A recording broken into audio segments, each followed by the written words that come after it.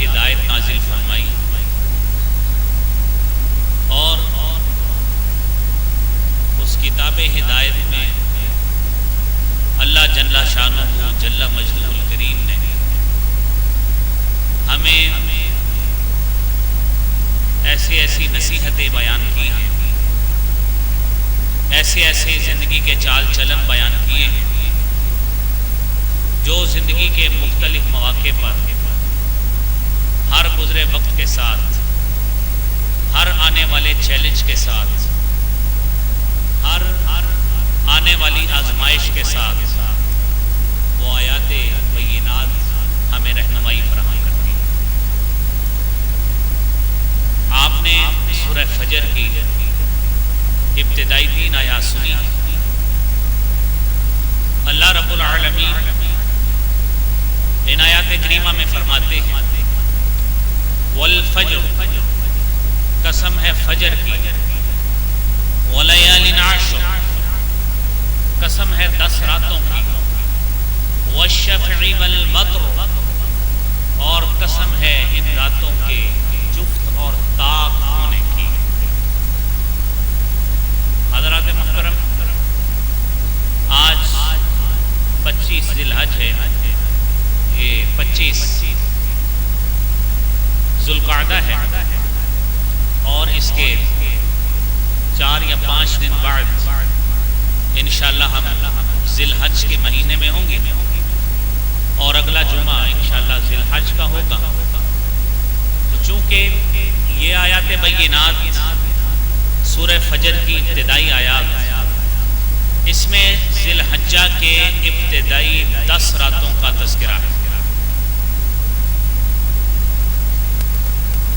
جب ان 10 دنوں کا تذکرہ ہے تو خواہش ہوئی کہ آپ احباب کو ذی الحج کے ان 10 ایام کے حوالے سے، عشرہ ذی الحجہ کے حوالے سے آپ کے سامنے کچھ گفتگو کی جائے، تاکہ اس عشرے کے حوالے سے جو خواص ہیں، جو فضائل ہیں، جو مسائل ہیں، جو مخصوص اعمال ان 10 دنوں میں کیے جانے ہیں اور جن کی فضیلت شریعت میں موجود ہے، تو اس حوالے سے انشاءاللہ ہم تذکرہ کریں گے۔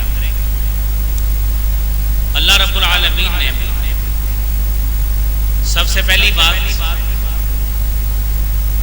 کہ اس عشرہ ذی الحجہ کی قسم کھائی اور فرمایا والفجر ولیال عشر والشفع والوتر، کہ قسم ہے فجر کی، فجر کے وقت کی، 10 راتوں کی، والشفع والوتر، اور ان راتوں کا جفت ہونا اور طاق ہونا، ان کی بھی اللہ نے قسم فرمائی۔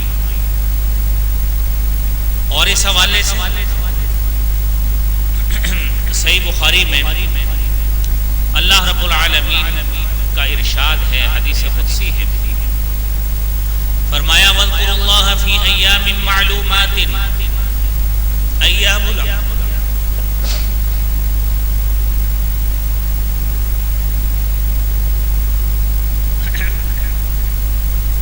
وَاذْكُرُوا اللَّهَ فِي أَيَّامٍ مَّعْلُومَاتٍ، ایام العشر، اللہ رب العالمین کو یاد کرو، فی ایام معلومات، ان معلوم دنوں میں، ان معلوم دنوں میں جس کی اطلاع اور جس کی انفارمیشن اللہ تعالیٰ نے آپ کو اپنی کتاب قرآن کریم کے ذریعے آپ کو اطلاع دے دی ہے، اب ان دنوں میں خصوصی طور پر اللہ رب العالمین کو یاد کرو۔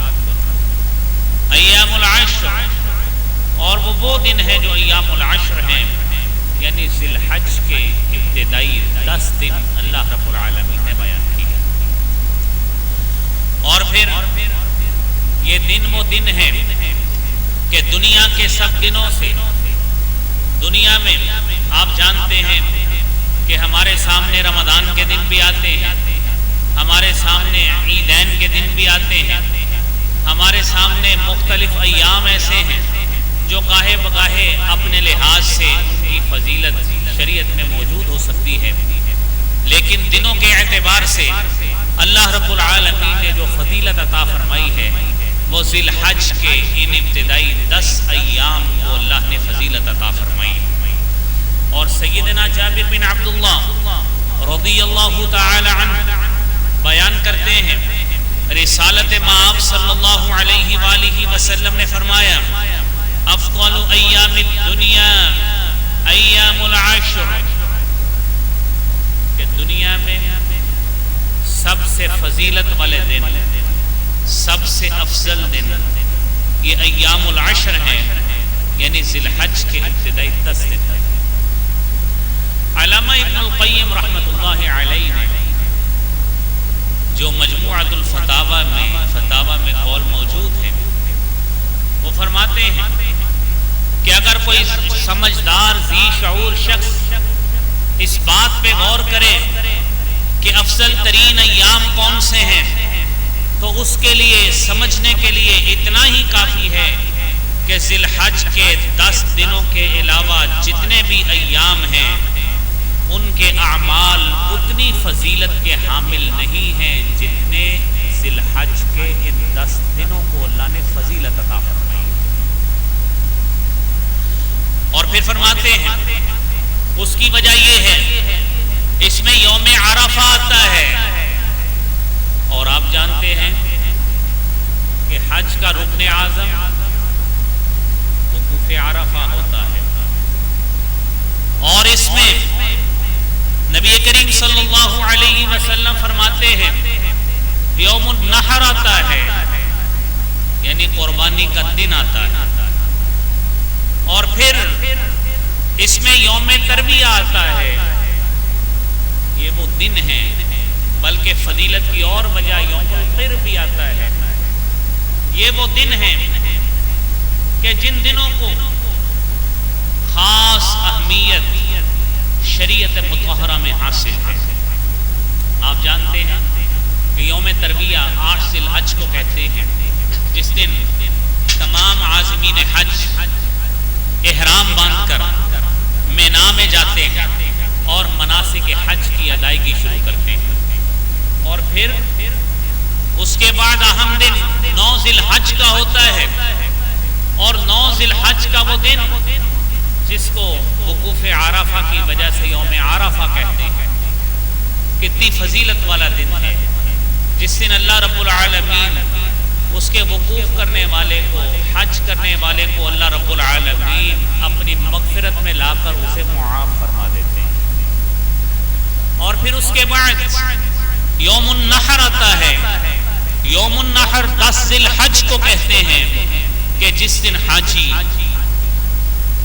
طلوع شمس کے بعد اپنے جانوروں کی قربانی کرتے ہیں، اسے یوم النحر کہتے ہیں.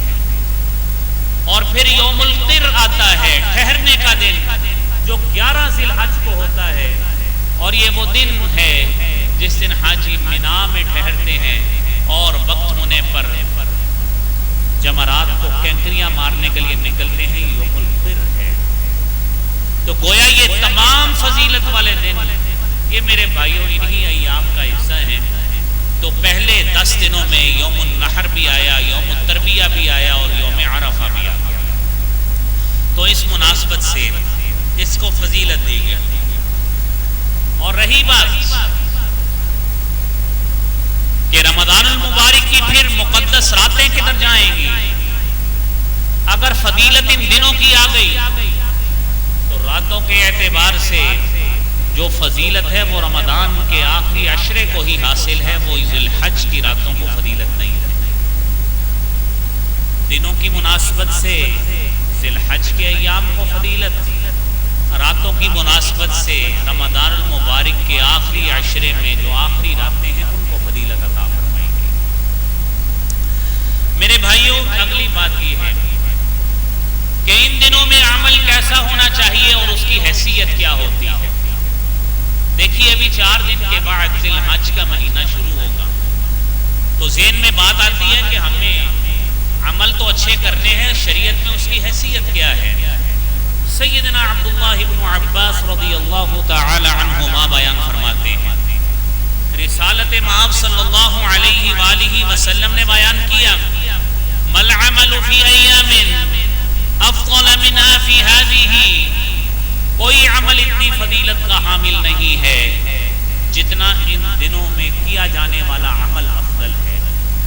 صحابہ کرام رضوان اللہ علیہم اجمعین فرمانے لگے وَلَلْ جِهَادُ یا رسول اللہ، اللہ کے پیارے حبیب صلی اللہ علیہ وسلم کیا جہاد فی سبیل اللہ بھی اتنی فضیلت کا حامل نہیں ہے؟ رسالت مآب صلی اللہ علیہ وسلم نے فرمایا ہاں وَلَلْ جِهَادُ فِي سَبِيلِ اللَّهِ، جہاد بھی کوئی بندہ کرے تو ان دنوں سے زیادہ فضیلت نہیں پا سکتا۔ إِلَّا رَجُلٌ، سوائے اس مجاہد کے خرج بنفسه وماله، جو اپنی جان لے کے نکلا، اپنا مال لے کے نکلا، فلم يرجع منه بشيء، نہ اس کا مال واپس آیا نہ جان واپس آئی، صرف وہ بندہ افضل ہے، باقی سارے ان سے ہیچ۔ کیا سمجھ آئی؟ سمجھئے آئی کہ ذی الحج کے ان ابتدائی دنوں میں کیا جانے والا عمل اتنی فضیلت کا حامل ہے، اتنے شرف والا ہے، اتنی عظمت والا ہے، اتنی منقبت والا ہے، اللہ کے ہاں اس کا کتنا مقام و مرتبہ ہے کہ اس دنیا میں صرف ایک وہ شخص ہے جو جہاد فی سبیل اللہ پہ نکلتا ہے، جو اپنا مال بھی لے کے جائے، جان بھی لے کے جائے، نہ اس کی جان بچے نہ مال بچے، صرف وہی شخص ہے جس کا عمل ذی الحج کے ایام سے افضل ہوگا، ورنہ کسی اور کا افضل نہیں ہوگا۔ تو یہ مسئلہ بھی ہمیں سمجھ آیا، اور اس کے ساتھ ہی میرے بھائیوں کچھ مزید وضاحت انہی الفاظ کے ساتھ صحیح بخاری کی حدیث موجود ہے، مسند احمد کی حدیث موجود ہے، ذرا وضاحت کے ساتھ اس میں نبی صلی اللہ علیہ وسلم نے بیان کیا، فرمایا ما من ایام احب الی اللہ العمل فیہن من هذه الایام، کوئی بھی دن ایسا نہیں ہے، پہلے آپ نے عمل کی بات سنی، اس حدیث میں بتایا کوئی دن ایسا نہیں ہے جس دن میں کیا جانے والا عمل اللہ کے ہاں فضیلت والا ہو سوائے ان 10 دنوں کے، سوائے ان 10 دنوں کے۔ اور بات وہی صحابہ کرام رضوان اللہ علیہم اجمعین نے پوچھا اللہ کے رسول صلی اللہ علیہ وسلم، کیونکہ بات میرے پیارے بھائیوں یہ تھی کہ اس زمانے میں جب رسالت مآب صلی اللہ علیہ وآلہ وسلم مدینہ منورہ میں موجود تھے، آپ علیہ الصلوۃ والسلام کے زمانے میں تقریباً 87 جنگیں لڑی گئی ہیں، مدینہ منورہ کے عرصہ میں 87 جنگیں لڑی گئی، جس میں 27 وہ غزوات ہیں جس میں رسالت مآب صلی اللہ علیہ وآلہ وسلم نے خود حصہ لیا، اور باقی وہ سریہ جات ہیں جس کی قیادت نبی کریم صلی اللہ علیہ وآلہ وسلم کے مقرر کردہ کسی مجاہد صحابی نے قیادت کی ہے، کبھی خالد بن ولید نے کی، کبھی جعفر طیار نے کی، کبھی حضرت عبداللہ بن رواحہ نے کی، کبھی کسی صحابی نے کی، کبھی کسی نے، حتیٰ کہ نبی صلی اللہ علیہ وسلم کے آخری ایام میں آپ نے لشکر اسامہ روانہ کیا ہے، اور اس وقت اسامہ بن زید کی عمر صرف 18 سال، صرف 18 سال۔ آپ نے حضرت اسامہ کا لشکر اس زمانے میں روانہ کیا۔ خیر، بات کرنے کا مقصد یہ ہے لوگوں میں جہاد کا جذبہ بہت، لوگوں میں اعلائے کلمت اللہ کو نصب کرنے کا جذبہ بہت تھا، اعلائے کلمت اللہ کو بلند کرنے کا جہاد بہت تھا، جس وجہ سے صحابہ کرام نے یہ سوال کیا کہ اللہ کے رسول صلی اللہ علیہ وسلم کہ جس طرح کی فضیلت، جس طرح کی عظمت، جس طرح کی شان و منقبت ہم نے آپ کی زبان اقدس سے جہاد کی سنی ہے، اتنی فضیلت تو آپ نے کسی عمل کی نہیں بتائی، تو اسی لیے ذرا بتائیے، اظہار فرمائیے کہ کیا جہاد فی سبیل اللہ بھی اس عمل سے ہیچ ہے؟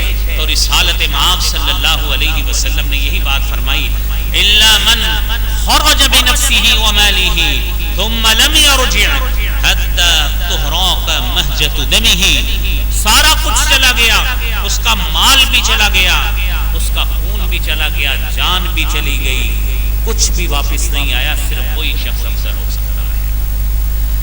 میرے بھائی فضیلت کی اگلی وجہ سنیے، عرفہ کے دن کی فضیلت۔ وہ عرفہ اسی ذی الحج کے ابتدائی 10 ایام میں آتا ہے۔ سیدہ عائشہ صدیقہ رضی اللہ تعالی عنہا بیان کرتی ہیں، اعظم الایام عند اللہ یوم النحر ثم یوم القر۔ اللہ کے ہاں عظمت والا اگر کوئی دن ہے، اللہ کے ہاں منقبت والا اگر کوئی دن ہے، فضیلت والا دن ہے، تو وہ کون سا دن ہے؟ وہ سب سے اعظم دن یوم النحر، سب سے پہلی بات۔ ثم یوم القر، پھر یوم القر ہے۔ یہ نبی کریم صلی اللہ علیہ وآلہ وسلم نے فرمایا۔ علیحدہ علیحدہ فضیلت دیکھیں کیسی بیان کی۔ ایک فضیلت اس کی بیان کر دی، ایک یوم النحر کی بیان کر دی، ایک یوم القر کی بیان کر دی، اور پھر عرفہ کی فضیلت کے حوالے سے سنیے۔ فرمایا ما من یوم اکثر من ان یعتق اللہ عز وجل فیہ عبدا من النار من یوم عرفہ۔ دنوں میں کوئی دن ایسا نہیں ہے جس دن اللہ رب العالمین جہنم کی آگ سے اتنے زیادہ لوگوں کو آزاد کرتے ہوں، وہ سب سے بڑا دن عرفہ کا دن ہوتا ہے۔ عرفہ کا دن ہوتا ہے۔ وَإِنَّهُ لَيَدْنُو عَزَّ وَجَلَّ ثُمَّ يُبَاهِي بِهِمُ الْمَلَائِكَةُ فَيَقُولُ مَا أَرَادَ هَؤُلَاءِ۔ یہ دن وہ دن ہوتا ہے جس دن اللہ رب العالمین قریب ہوتے ہیں، اپنے بندوں کے اور قریب ہوتے ہیں، اور پھر اللہ رب العالمین اپنے ان فرما بردار بندوں کا جو اجتماع عرفہ میں دیکھتے ہیں، ان کا اظہار اللہ تعالیٰ فرشتوں کی جماعت میں فخر کے ساتھ کرتے ہیں، اور اپنے فرشتوں سے پوچھتے ہیں ما اراد هؤلاء، یہ لوگ کیا چاہتے ہیں؟ اور اس میں کوئی شک نہیں ہے کہ ہر شخص اللہ کی رضا کو حاصل کرنے کے لیے جاتا ہے، اللہ رب العالمین سے مغفرت وصول کرنے جاتا ہے، اللہ تعالیٰ سے اپنے گناہوں کی معافی چاہتا ہے۔ تو یقینی بات ہے کہ جو شخص اس سفر میں خلوص نیت کے ساتھ جاتا ہے، تو اس حدیث کے مطابق من حج فلم يرفث ولم يصخب كان كيوم ولدته امه، کہ وہ شخص جس نے حج اس انداز سے کیا، لم يرفث ولم يصخب، جس نے اس میں کسی گناہ کا ارتکاب نہیں کیا، کوئی شور شرابہ نہیں کیا، کسی گناہ کا ایسا مرتکب نہیں ہوا جو حج کی فضیلت کو داغدار کرے یا اس کے مناسک کو صحیح معنوں میں سنت کے مطابق ادا نہ کر سکے۔ رسالت مآب فرماتے ہیں صلی اللہ علیہ وسلم، جو اس انداز سے حج کرتا ہے کان کیوم ولدته امه، اس کی کیفیت تو یوں ہوتی ہے جس طرح اس کی پیدائش ہی آج ہوئی ہوتی ہے۔ یہ میرے بھائیوں، یہ گناہوں سے معافی والی کیفیت ہے۔ عرفہ کی فضیلت آپ نے سن لی، یوم النحر کی فضیلت سن لی، اور یوم النحر کے حوالے سے قربانی کے مسائل انشاءاللہ اگلے جمعے بیان کریں گے تفصیل کے ساتھ، لیکن یہاں پہ اختصاراً یہ بات عرض کیے دیتا ہوں۔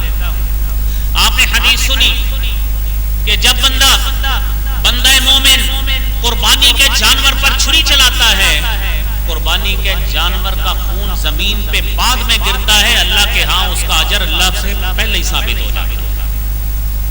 یہ اس کا خلوص جتنا اچھا ہوگا، اس کی نیت جتنی خالص ہوگی، اور جتنے خلوص نیت کے ساتھ وہ اپنا جانور اللہ کے دربار میں پیش کرے گا، اس کی بارگاہ میں پیش کرے گا، وہ اتنے ہی بڑے میرے بھائیوں فضیلت کو پا کر انشاءاللہ تعالی ثواب، ڈھیروں ثواب انشاءاللہ حاصل کرے گا۔ اللہ کریم ہمیں اس کی توفیق عطا فرمائے۔ حضرات محترم، اب ان ذی الحج کے 10 دنوں میں فضیلت تو آپ نے سن لی، اس مناسبت سے فضیلت، اب ہمیں ان دنوں میں کرنا کیا ہے؟ ہم کیا کریں؟ سب سے پہلی بات، نیک اعمال میں خوب محنت کیجئے، اور یہ کیسی محنت؟ سلف صالحین کی روایت کو دیکھیے، نبی کریم صلی اللہ علیہ وسلم، آپ کے بعد آپ کے صحابہ کرام کے بعد تابعین عظام، اور سعید بن جبیر رحمت اللہ علیہ جو تابعی ہے، اور ان کے بارے میں سنن دارمی میں امام دارمی رحمت اللہ علیہ نقل کرتے ہیں، کان سعید بن جبیر اذا دخل ایام العاشر اجتہد اجتہادا شدیدا حتی ما یکاد یقدر علیہ. اتنی زیادہ محنت کرتے سعید بن جبیر، اتنی زیادہ محنت کرتے کہ ان کے جسم کے لاغر پن کو یا ان کی محنت کو دیکھ کر محسوس ہوتا تھا کہ شاید اب ان کے جسم میں سکت ہی نہیں رہی.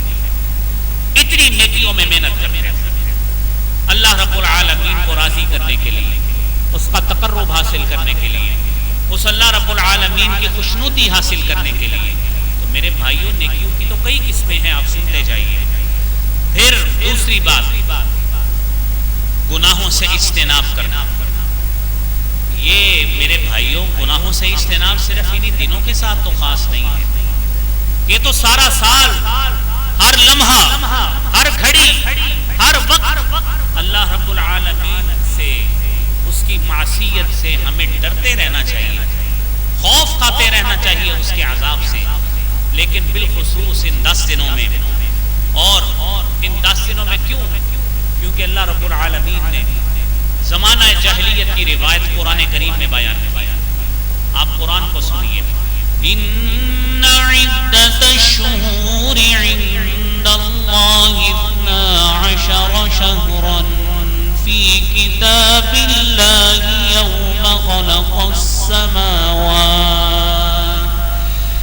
یوم خلق السماوات والارض منها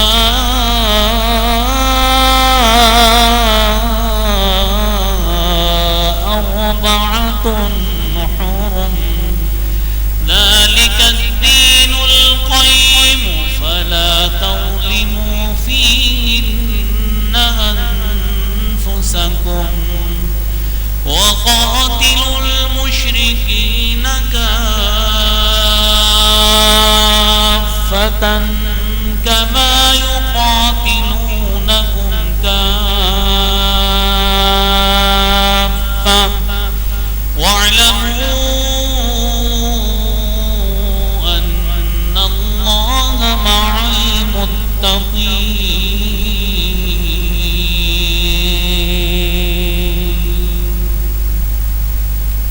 اللہ کے ہاں مہینوں کی تعداد 12 ہے. منها 4 حرم، 4 مہینے حرمت والے، ذوالقعدہ، ذوالحج، محرم اور رجب. فرمایا لا تظلموا فیہن، اس میں ظلم نہ کرو. اور یہ ظلم جسمانی ظلم بھی مراد ہے، اور عبادت کے اعتبار سے ظلم، اس کی وضاحت بھی بالخصوص. شریعت مطہرہ میں شرک کو ظلم عظیم کہا گیا ہے، بڑا ظلم کہا گیا ہے. انسان میرے بھائیوں گالی دیتا ہے، وہ بھی ظلم ہے. انسان جھوٹ بولتا ہے، وہ بھی ظلم ہے. انسان کسی کا حق کھاتا ہے، وہ بھی ظلم ہے. جھوٹی قسم کھاتا ہے، وہ بھی ظلم ہے.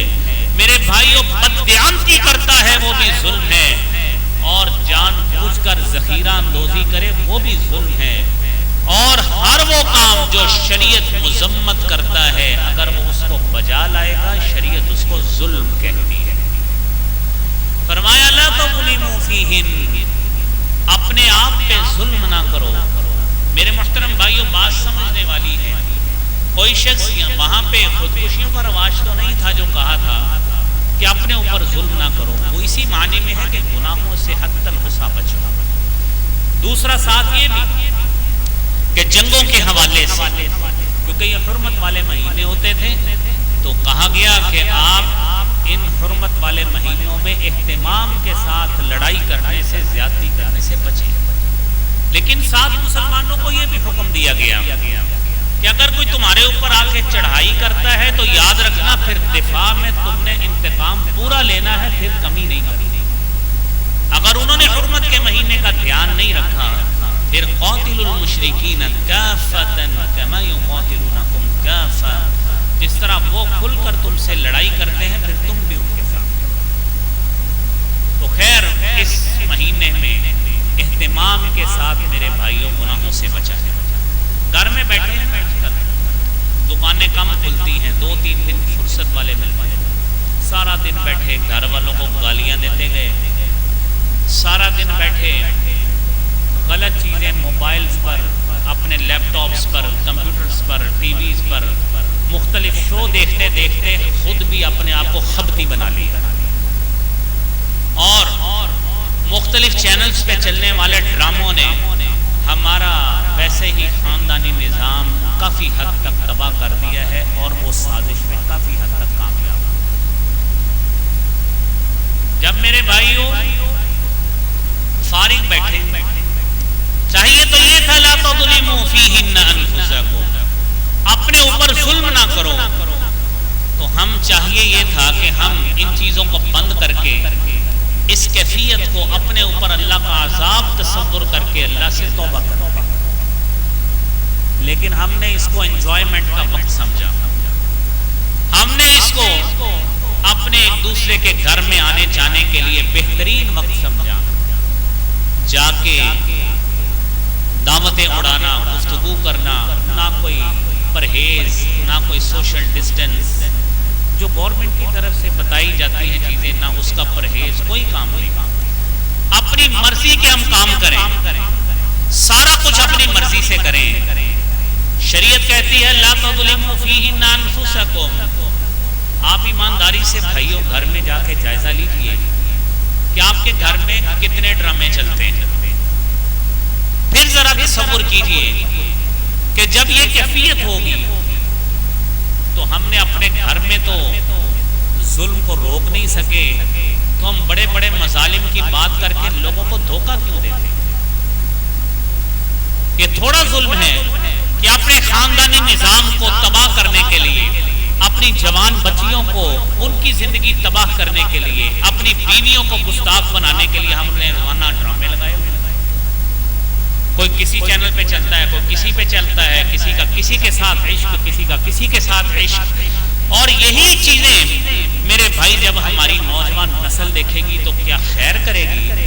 پھر جو آئیں گے کہ مولوی صاحب دعا کر دو, ساڈی بچی نہیں ٹھیک ہے, یہ ساڈا بچہ نہیں ٹھیک ہے, انہوں آج کنٹرول کر لو.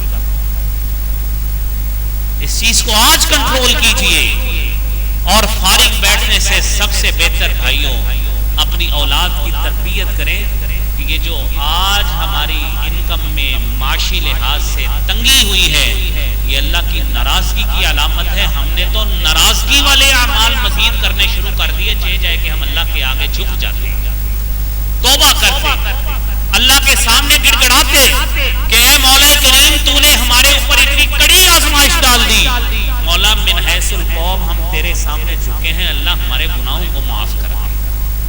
ہم نے گھروں میں کیا چلانا شروع کر دیا. اور ان دنوں میں سب سے زیادہ جس چیز کی تجارت ہوئی ہے وہ لوڈو ہے. سب سے زیادہ جس چیز کی تجارت ہوئی وہ لوڈو. نہ کوئی چھوٹا, نہ کوئی بڑا, نہ کوئی امیر, نہ کوئی غریب, وہ ہر طرح کی ملتی ہے. وہ پتھروں میں بنی بھی ملتی ہے, وہ میگنیٹ والی بھی ملتی ہے, وہ 30 روپے میں بھی ملتی ہے. ساری دنیا آرے لگی ہے, نہ کسی کو نماز کی پرواہ ہے, نہ کسی کو قرآن کی پرواہ ہے, نہ اذان کے حی علی الصلاۃ کی پرواہ ہے, نہ حی علی الفلاح کی پرواہ ہے. میرے بھائی تو پھر کس لیے ہم آئے دن روتے رہتے ہیں؟ اپنے اعمال کو ہمیں ٹھیک کرنا چاہیے, اپنے اعمال کو ٹھیک کرنا چاہیے. تو جب تک میرے بھائی اس چیز کو ہم ٹھیک نہیں کریں گے, اپنے گھروں میں خود جھاڑو نہیں پھیریں گے, اور اس معاملے میں ہم اپنے گھروں سے اس انقلاب کا آغاز نہیں کرتے, میرے بھائیوں ملک تو بہت بڑا ہوتا ہے, شہر بہت بڑا ہوتا ہے. ہم نے بت قدوں کی مذمت تو کی, لیکن جو اپنی خواہش کا بت اپنے دل میں پال رکھا ہے کہ جی آپ لوڈو کیوں کھیل رہے, کہتے ہیں دل کرتا ہے. کیا کرتے تھے؟ دل کرتا ہے. کیرم بورڈ کیوں کھیل رہے ہیں؟ دل کرتا ہے. یہ سنوکر اور بلیئرڈ کیوں کھیل رہے ہیں؟ دل کرتا تھا, چلو دل بہلا لے. قرآن کہتا ہے افرأیت من اتخذ الہہ ہوا, کہ آپ نے ایسا بدترین شخص دیکھا جس نے اپنی خواہش کو اپنا معبود بنا لیا. اب خواہش کو اپنا معبود بنا لیا. میرا خیال ہے ہم میں سے شاذ و نادری کوئی شخص ہوگا جس نے بت کدے کی مذمت بیان نہیں کی. یہ تو اپنی ایمانی غیرت کا چلے ثبوت دے دیا، بہت اچھی بات ہے، لیکن یہ بتائیں کہ یہ تو ایمانی غیرت کا ثبوت چلے کسی سوشل میڈیا پہ دے دیا، اپنا غصہ نکال لیا. ذرا یہ تو بتائیں کہ 5 وقت کی نمازوں کی پابندی اس کے بعد شروع کی نہیں. کیا یہ خرافات سے توبہ کی نہیں. تو پھر سمجھ لیجئے کہ جو بڑا بت ہم نے خواہش کا پالا ہے وہ پہلے اس کو توڑیں. اسلام آباد والے کی بعد میں بات کریں، پہلے اپنے اندر کے بت کو توڑ کر اس دربار میں جھکیں. اپنے گھروں میں، اپنی اولاد میں اس خواہش کے بت کو توڑ کر اللہ کے سامنے سب سے پہلے سربستہ. اس چیز کو میرے بھائی، جہاں پہ بت کدے کو کوئی مسلمان کی ایمانی غیرت گوارا نہیں کرتی، کرتی ہے قطعاً نہیں کرتی. کوئی مسلمان اس چیز کو پسند نہیں کرتا. بہت اچھی بات ہے، ایمانی غیرت ہونی چاہیے.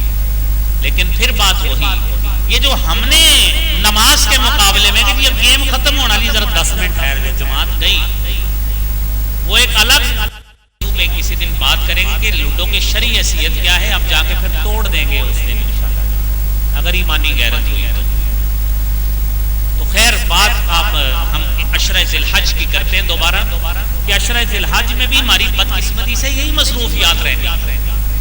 آپ تو سن رہے ہیں لا تظلموا فیہن انفسکم، وہ اپنے اوپر ظلم نہ کرو، زیادتی نہ کرو، نمازوں کے پابند بن جاؤ، ذکر و اذکار کے پابند بن جاؤ. حضرت مغیرہ بن شعبہ اور حضرت عبداللہ بن مسعود کی گاہے بگاہے روایتیں موجود کر کہتے ہیں کہ ہم ان ایام میں کیا کریں. اللہ کے پیارے حبیب صلی اللہ علیہ وسلم فرمانے لگے لا یزال لسانک رطبا من ذکر اللہ، تیری زبان ہمیشہ اللہ کے ذکر سے تر رہے. یہ خالی تسبیحاں پھیرنا دکھانے کے لیے یہ چیزیں نہیں ہوتی. یہ اپنے اندر کو جگائیں میرے بھائی، اندر کو جگائیں، اپنے اندر اللہ رب العالمین کی محبت پیدا کریں، اپنے اندر للہیت پیدا کریں، یہ ربانیین بنے، دلوں کے اندر اللہ کی محبت کو پیدا کریں.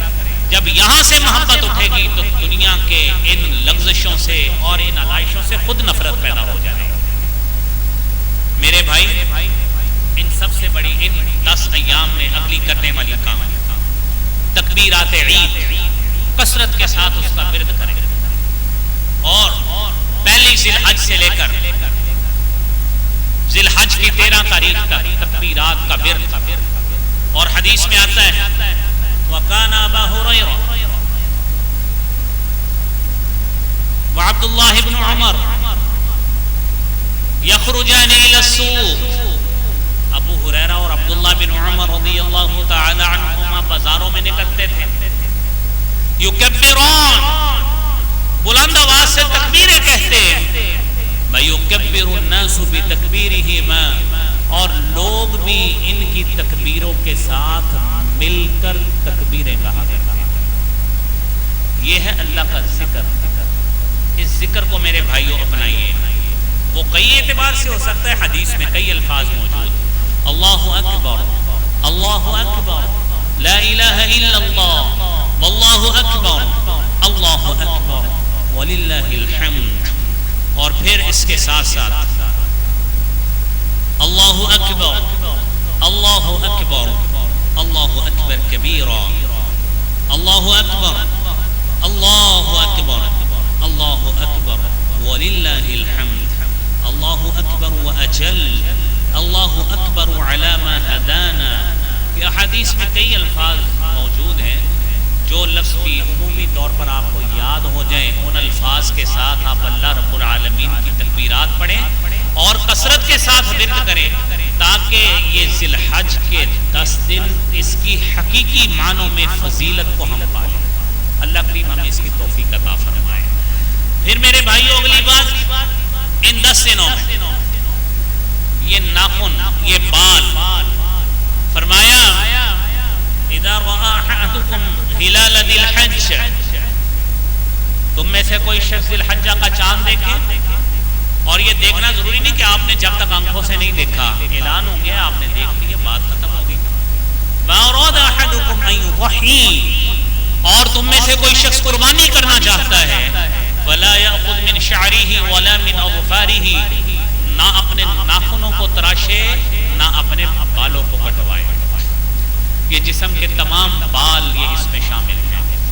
یہاں پہ میرے بھائیو یہ بات اچھے طریقے سے سمجھ لیجئے کہ جو قربانی ہے وہ صرف آپ کی طرف سے نہیں ہوتی، آپ گھر کے سربراہ ہیں تو اس میں تمام آپ کے بچے، آپ کی بچیاں، آپ کی ازواج، اولاد سارے شامل ہوتے ہیں، لہذا یہ پابندی سب کو کرنی ہے۔ اپنے بچوں کو اس اعتبار سے ان کا اہتمام کے ساتھ یہ کٹنگ وغیرہ جو کروانا ہے وہ اس اہتمام سے کروا دے گا۔